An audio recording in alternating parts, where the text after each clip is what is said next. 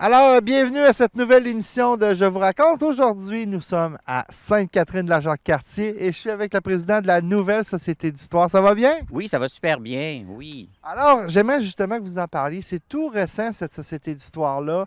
Comment vous avez constitué ça? Comment ça s'est fondé tout ça? Bien, comme toute société sans but lucratif, là, il faut penser à ce qu'on va faire, établir une charte avec des objectifs, des cibles à atteindre, etc. Fait que ça, bien, moi, c'est la partie que j'aimais pas tellement parce que je suis pas très, j'aime pas tellement ça. Puis il faut penser aussi plus loin que le bout de notre nez si on fait ça pour pas être obligé de recommencer à chaque année, là. Ben oui, c'est ça. Donc, on a raisonné, réfléchi là-dessus avec un comité pour ça, là. Puis, on a déposé notre demande. Puis, finalement, en 2015, on a eu notre charte. OK, donc Ça ça fait que ça a fait... pris une année complète à faire les bases de la Société d'histoire de Sainte-Catherine. Et on le sait, on va le découvrir dans la prochaine émission et les prochaines émissions. Sainte-Catherine, il y a de l'histoire. Oui, c'est un peu ça, mais c'est sûr que on va peut-être finir par tout savoir, mais pour le moment, on ne sait pas tout. Ouais, hein? Donc, c'est ça. Oui, parce que c'est quand même une tâche qui est, excusez l'expression, mais c'est vraiment de fouiller l'histoire, d'être sûr justement de toutes les histoires qui sont racontées. Oui, puis ce qui arrive, des fois, il y a des choses qui sont racontées, là, mais on est obligé de vérifier beaucoup parce qu'on se rend compte des fois que c'est peut-être vrai, mais c'est peut-être pas si vrai que ça. Puis ça nous fait poser d'autres questions qu'on n'a pas de réponse, qu'il faut qu'on refouille encore plus. Fait qu'il faut être un peu là, malade de l'histoire pour faire ça parce que sinon, je pense qu'on ne le ferait pas. C'est aussi simple que ça. Puis là, présentement, vous avez combien de membres environ? Ben là, bon, on a peut-être une trentaine, mais on a aussi on a un site là, Facebook, etc. Ouais, On a ouais. peut-être 200 là, actuellement sur OK. Facebook. Il y a du monde qui viennent à nous quand on fait des petites activités, mais on n'a pas fait des tonnes non plus. Mais Ah par non. contre, on a fait des programmes à l'école, par exemple. OK. L'école des explorateurs, là, les 350 élèves, là, ils ont vécu une année complète de trois activités qu'on a fait, là, qu'on pourra peut-être raconter dans le courant de la journée, là, Parfait. Ouais, avec parce que l'école. vous nous avez préparé une belle journée avec beaucoup d'invités, c'est ça qui est le fun. Ben, j'espère que ça va être. En tout cas, ça va faire découvrir des aspects de Sainte-Catherine. Ouais, Oui. c'est Puis ça. son histoire, parce que c'est pas une histoire qui est très, très longue, mais il y a quand même plein d'affaires qui se sont passées, puis etc. Ça fait que c'est ça. Et sans faire de jeu de mots, à tout seigneur, tout honneur, on va commencer par l'Église.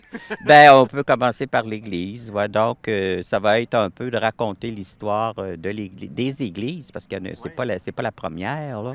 Il y en a eu une, deux, trois avant, puis il y a eu une chapelle protestante aussi. Anglicane, c'est-à-dire, pas protestante, mais anglicane. Ouais. Puis aussi, on va en parler tantôt, vous avez un cimetière assez Ah oui, spécial. ouais, il y a une autre personne qui va parler du cimetière, puis il y a une autre personne qui va parler de l'intérieur aussi de l'église, parce que celle-là a été modifiée, là, passablement par des rénovations, pas des rénovations, oui, des rénovations parce que ça s'est fait en rénovation, mais par des changements de façon de voir la religion, et etc.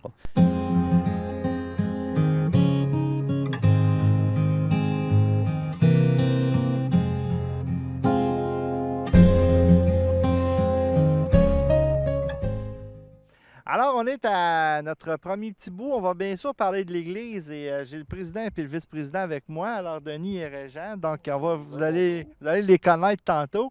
Denis, on le connaît depuis le début.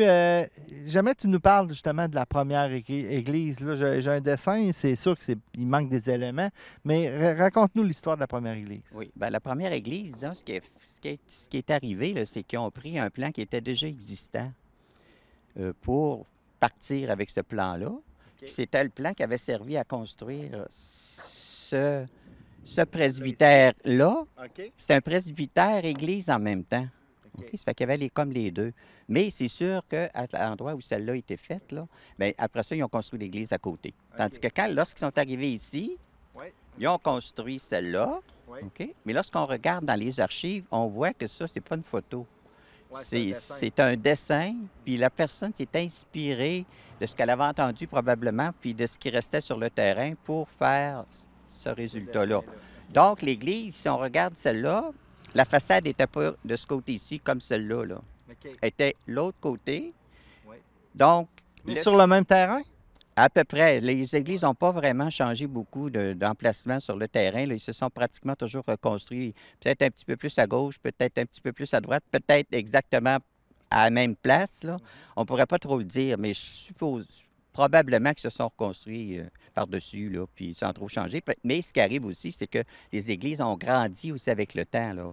Ils ont pris de l'expansion en longueur et en largeur. OK? Fait que celle-là, la première, là, qu'on a vue tantôt, qu'on a vu le dessin, bien, il faut rajouter des lucarnes. Il faut rajouter un deuxième étage. Fait qu'on voit que ça change beaucoup, hein? L'orientation était correcte, par exemple. Puis, on a rajouté avec le temps la sacristie en arrière. Mais cette église-là, quand on dit que c'était une église le presbytère, c'est que le curé demeurait en haut, au deuxième étage. Puis là, le deuxième étage il était divisé en 3 secteurs. Il y avait les appartements du curé.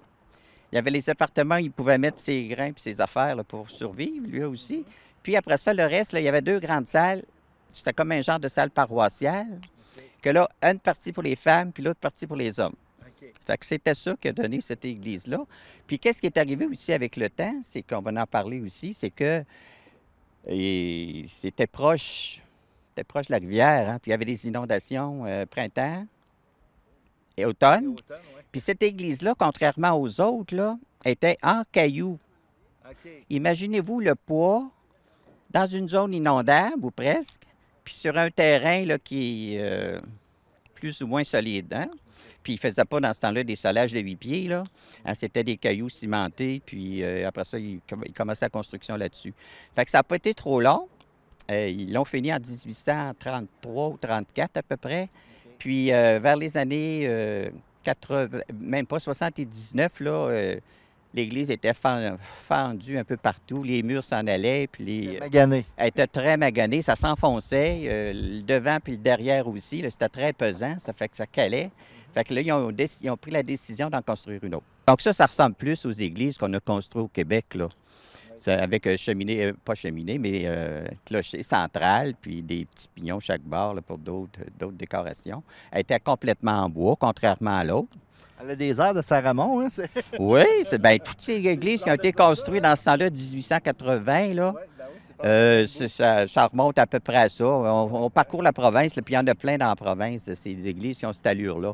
Fait qu'on voit aussi en même temps sur cette photo-là, là, c'est parce que ça, c'est une photo, on voit que le village de Sainte-Catherine, là, à cette période-là, dans les années 1900 à peu près, là, bien que c'était pas très développé, hein? C'était assez calme, merci. 3-4 maisons alentour. D'ailleurs, le curé s'en plaint à un moment donné, vers 1860 et quelques, là, 75 peut-être.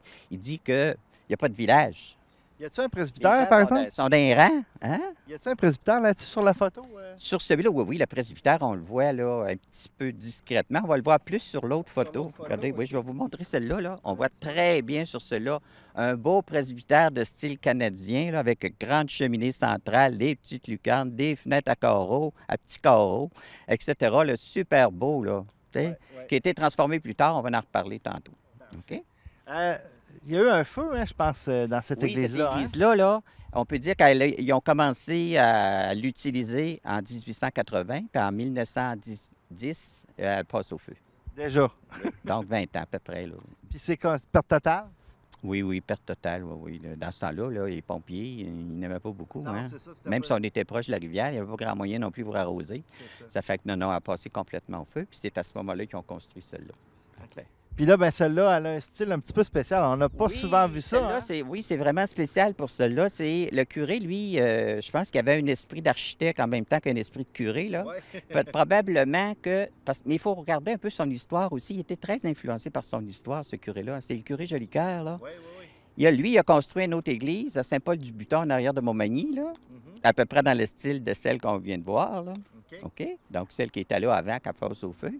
Puis après ça, bien, quand il a été transféré comme curé, je pense que c'était à Stoneham, Tewksbury, là, je ne suis pas trop sûr, une place ou l'autre. Bien, là aussi, il est tombé dans les rénovations. Fait qu'aussitôt que cette église-là a passé au feu en 1910, bien là, lui, il devait se sentir architecte. Là, puis il avait beaucoup voyagé. Ça fait qu'il a probablement, je ne sais pas, là, celui-là qui a fait les plans, là, il a probablement orienté beaucoup pour avoir une église à son goût. Puis par rapport à ce qu'il avait vu aussi ailleurs. Fait que c'est pour ça qu'on se retrouve avec une église qui est vraiment spéciale, là, avec des frontons là, qui sont un peu typiques des années 1880-1900. On voit ça des choses comme si ça avait été fait au triangle. Mais là, tout d'un coup, oups, on a une surprise au bout, là, ça monte, puis là, ça finit par une boule byzantine, là. Puis les fenêtres sont en arc rond. Ça, c'est plutôt roman. Je connais pas grand-chose en architecture, là, mais je vois que c'est un mélange de toutes sortes d'affaires. Hein? Fait que... Puis on a même découvert, c'est parce que une société d'histoire, ça fouille, hein, puis ça se pose des questions. Ben oui. On a même découvert qu'en bas de la signature de l'architecte, la signature du curé était là aussi. Oh! Fait que là, c'était approuvé par Dieu, là. Ça fait que... Il y avait un âme d'architecte, c'est sûr. Sûrement. C'est sûr, c'est sûr. Je vais passer à Régent, parce que Régent, il voulait nous parler un petit peu plus des cloches là, qui sont succédées à l'histoire. Pas nécessairement succéder, c'est que les cloches ont une importance. Aujourd'hui, moins parce que c'est très silencieux. Mais à l'époque, les gens, bon, les montres, etc., n'étaient pas aussi courantes. Donc, le rythme de la vie d'un paroissien était marqué par les cloches. Quand tu venais au monde, on sonnait les cloches quand on te baptisait. À ton mariage, à aller aux enterrements. Vous savez, on sonnait le glas, par exemple, pour annoncer les morts. C'est comme ça que les gens dans la communauté savaient qu'il y avait quelqu'un qui a décédé. Le glas, deux fois pour une femme, trois fois pour un homme, ou vice-versa. Là, mon souvenir est là, mais l'angélus était sonné le midi, le soir, la prière était faite, etc. Donc, si, avec la nouvelle Église qui est faite, ça prend des cloches pour appeler les citoyens à la messe, et même à la messe du dimanche, c'est ce qu'on les appelait. Donc, lorsqu'on va refaire l'Église, lorsque le curé Jolicoeur va reconstruire son Église, il faut donc monter des cloches dans le clocher. Il faut les baptiser. Vous savez qu'une cloche, elle a un nom. C'est même, elle a eu un baptême, etc. Donc, si vous me permettez, je vais prendre mes notes parce que des fois, c'est long, ces noms-là. La grosse cloche. Donc, il y a 3 cloches dans le clocher ici. Ils vont être baptisés le 20 août 1911, sous la présidence de Monseigneur Bégin, archevêque de Québec, qui va partir en train de Québec et qui va monter ici. On va aller le chercher. Il y a même une grande délégation de gens qui vont venir fêter, parce que c'est quand même un événement important d'une église qui était baptisée, qui était ouverte, etc. Donc, juste une petite question comme ça. Le train, il passait à Fossambeau, c'est ça? Le train, on va en reparler. On en reparle après. Mais un petit peu plus tard, mais le train va arriver à Duchesnay, les gens. Donc, il y a beaucoup de gens de Québec, avec le lac Saint-Joseph, vont arriver par le train et ils vont venir ici à Sainte-Catherine pour venir. Donc, la plus grosse cloche, elle va donner le La dièse. 857 livres. Là, pour effigie, on a gravé sur son nom Sainte-Catherine d'Alexandrie, qui est la patronne de la paroisse, et porte l'inscription suivante, Sainte-Catherine, protégez-nous. Et c'est gravé Monseigneur Bégin, archevêque, Monseigneur Roy auxiliaire, révérend Monseigneur Jolicoeur, curé, Pie X, qui était curé de pape, régnant, et l'année de 1911. Il y a une deuxième cloche qui donne le dos, plus petite, 591 livres. Elle est à l'effigie de Sainte Jeanne d'Arc et Saint-Michel, Sainte-Marguerite, et porte l'inscription « Va, fille de Dieu, sauve le Canada ». OK, juste ça. Et la troisième, qui va être bénite en 1910 à la Basilique de Québec, donc quelques mois avant, elle va donner le riz naturel et pèse environ 500 livres. On dit que les citoyens vont ramasser aux alentours de 700 $. Imaginez, il y a 115 ans, 110 ans, 700 $, c'est quand même une petite fortune pour une somme considérable. Et petite anecdote, dans l'Action sociale du 21 août 1911, journal publié, il est mentionné qu'au sortir de la table, les zouaves allèrent s'atteler avec entrain au câble que M. Morissette avait disposé pour le montage des cloches. Et sous la traction vigoureuse, ces dernières firent rapidement l'ascension du clocher, qui fait qu'à la fin de la journée, quand les gens sont repartis, les cloches ont sonné. Et comment qu'on les montait, les cloches? Avez-vous de l'info là-dessus? C'est un genre de palan, un système de palan qui est organisé. Là, avec la gang de zouaves qui devait être, là, parce que les zouaves, c'était les gardes du carte, du pape, là, et c'était pas non pas... donc, ces gens-là, puis je pense que plusieurs citoyens ont dû aider à hisser tranquillement pas vite, mais il faut penser, je ne sais pas la hauteur que c'est, avec le fer, il faut penser que c'est entre 500 et 800 livres là, de le monter. Donc, c'était l'attraction humaine, puisque aujourd'hui, les groupes armangués de ce monde, les grandes grues, n'existaient pas. Effectivement.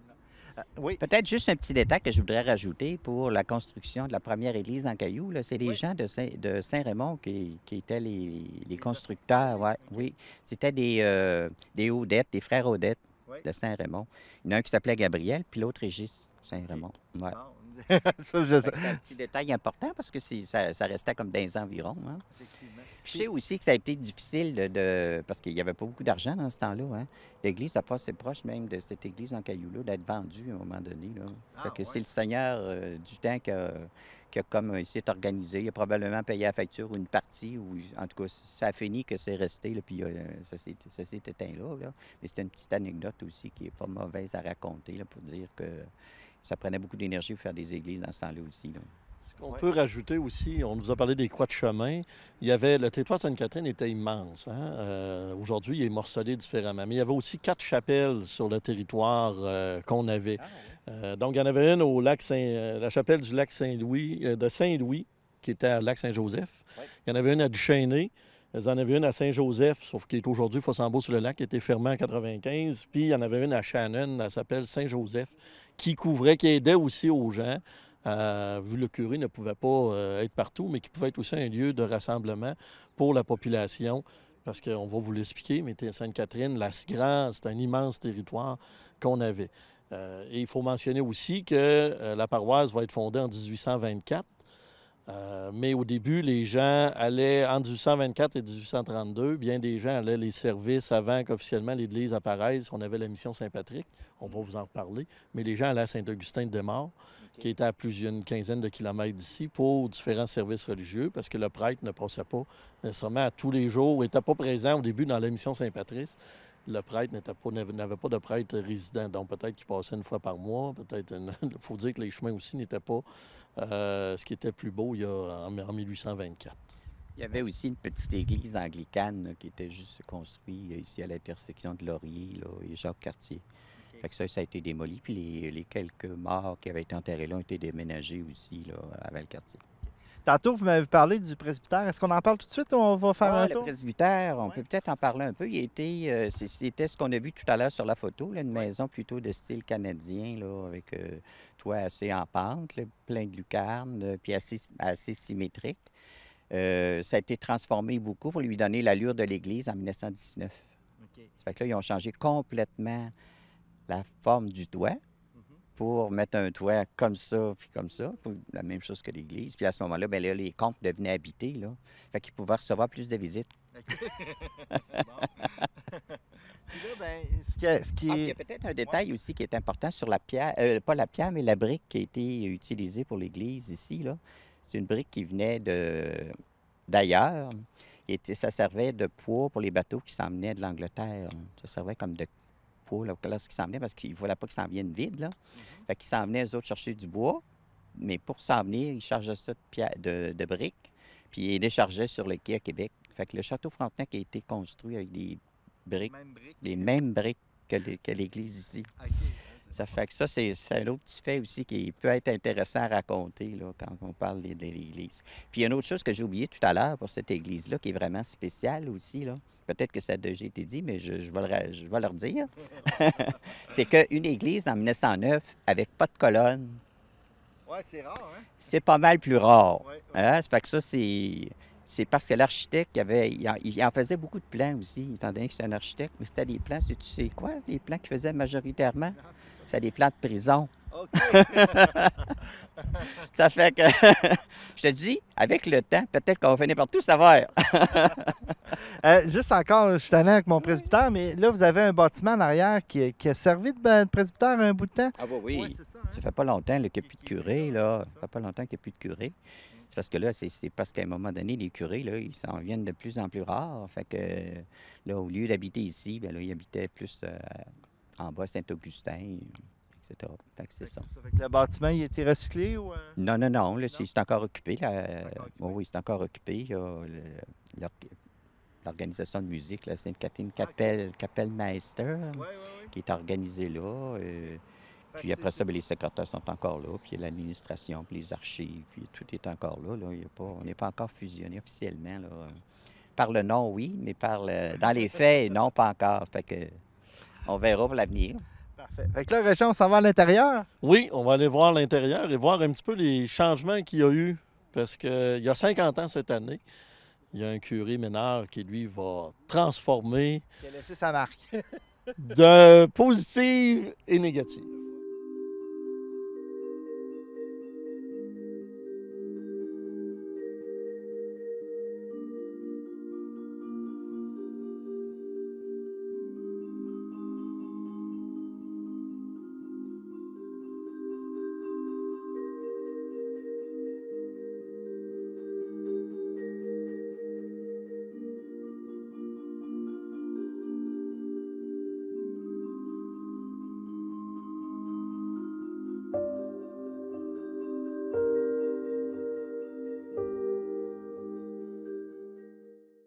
Alors, Régent, on change de personne pour justement nous parler de l'intérieur de l'Église. Ça a beaucoup changé, l'Église, ici.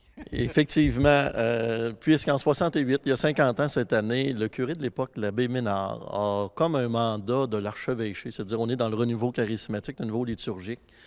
On est après le Vatican II. Donc, radicalement, la messe n'est plus en latin, le curé faisait dos. Hein. Si on revenait dans le temps, le curé nous faisait dos, parlait en latin, etc. Et là, dans les années 60, tout change. Et le curé a comme l'idée de moderniser cette Église, la changer de façon à ce que les paroissiens se sentent plus près un petit peu de la nouvelle liturgie.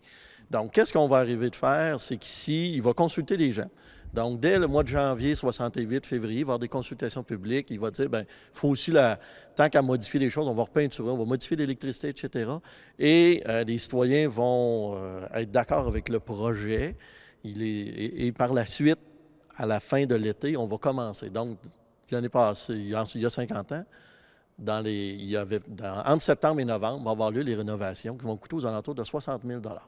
Et les changements vont être majeurs. C'est-à-dire que tout ce qui est derrière moi, l'hôtel, on va mettre un hôtel où le prêtre va célébrer la messe. On va enlever la balustrade, on va enlever la chaire qui était située à droite. Vous avez la statue actuellement.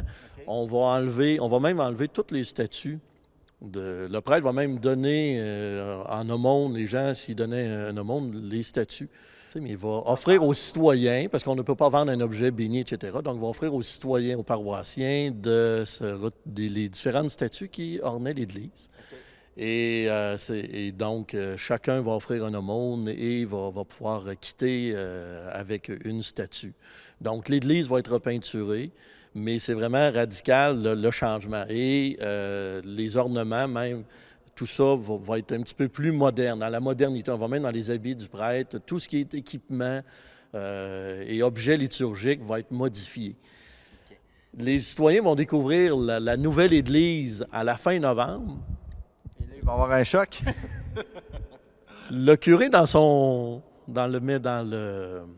feuillet paroissial, il va écrire que vous allez peut-être être distrait par les transformations, mais il faut se rappeler que ce n'est qu'un lieu, etc., mais on vient ici rencontrer le Seigneur, etc. Mais les changements c'est majeur. Vous allez voir là, les photos avant et vous voyez après. Là, aujourd'hui, il y a eu d'autres changements pour essayer de ramener un petit peu de modernité. Si vous voyez un petit peu les statues, on avait, comme je vous ai dit, enlevé toutes les statues, vous allez dire, il y en a 6 maintenant dans l'Église, on va en refaire des tribunes pour les réinstaller. On va refaire le chemin de croix. On va rajouter des garnitures un petit peu de façon à rendre un petit peu plus, égayer un petit peu cette église au niveau de la décoration, mais la rendre. Mais Sainte-Catherine ne sera pas la seule église à qui va connaître ça, puisque beaucoup d'églises vont connaître. Peut-être ici, les transformations ont peut-être été un petit peu plus majeures, puisque certaines églises vont garder, par exemple, leur chair, etc., alors qu'ici, tout va disparaître. Il y avait, à l'époque, ici, une clôture en avant, parce qu'on a le prêtre, les gens, lorsqu'ils venaient pour la communion, devaient se mettre à genoux. Bien, ça va être enlevé, donc on est un petit peu plus moderne, un petit peu comme décoration, etc. C'est peut-être un petit peu plus drade. C'est pour ça que les gens, on a peut-être l'impression que le monsieur le curé de l'époque a peut-être pas modifié radicalement leur église. Maintenant, bon, ils se sont adaptés. Puis là, ce qui est le plus drôle pour rajouter sur l'abbé Ménard, fin novembre, il rentre dans sa nouvelle église. Et dès janvier 69, notre abbé Ménard va quitter la paroisse. Okay. Donc, il va être ici qu'1 an et demi comme curé. Pourquoi il a quitté? Ça, je ne peux pas vous répondre. À date, on ne sait pas. C'est pas écrit dans l'histoire, mais il n'a pas profité. C'est l'abbé Pinchot qui, lui, va profiter un petit peu de cette nouvelle église. Et dans les années 80, on va commencer à rajouter de la décoration. Et même dans les années 90 et 2000, dans cette église de 1911. Tantôt, tu me parlais du mur arrière aussi qui a été refait. Qu'est-ce qui s'est passé avec le mur arrière? C'est que où est actuellement le tabernacle, il y avait une grosse hôtel qui était là. Lorsqu'on va la défaire, on va la descendre au sol de l'église. Un peu pour se garder un peu des souvenirs de cette église-là. Donc aujourd'hui, on a rapproché un petit peu plus. Donc le prêtre faisait dos, comme je vous disais, le prêtre était dos à la messe, aux paroissiens, je veux dire. Et maintenant, en mettant l'autel, on a ramené l'autel. Ça, c'est un autel qui avait existé, qu'on a ramené ici dans les dernières années pour que quand le prêtre célèbre maintenant, face au public, aux paroissiens là, qui viennent assister. Okay. Puis comme la croix et les statues en haut, ça, c'est toutes des choses qui ont été rachetées par la suite? Qui ont été rachetés, qui ont été ramenés par la suite, là, se faut voir. Là. Si on avait pu voyager dans le temps, étant en 68, malheureusement, on a très peu d'images. Mais vous allez voir, par les photos, complètement différents. C'est pour ça que c'est surprenant de dire qu'on a enlevé énormément de décorations pour ramener dans une église un petit peu plus neutre, comme on disait. La couleur des bancs aussi, on a travaillé aussi sur les bancs de façon à... Bon, ça a été repeinturé, mais il a profité de cette rénovation-là pour, un peu comme chez vous, il dit une fois dans un dépliant, dans le feuillet, il dit, il faut repeinturer votre maison à tous les 10-15 ans. Donc, la maison du Seigneur doit être repeinturée, mais je pense pas que les gens s'attendaient à un changement aussi drastique, de dire qu'on enlève tout, ou presque qui était reconnu. Mais il faut se rappeler qu'on est dans l'ère des années 60, des changements dans la religion.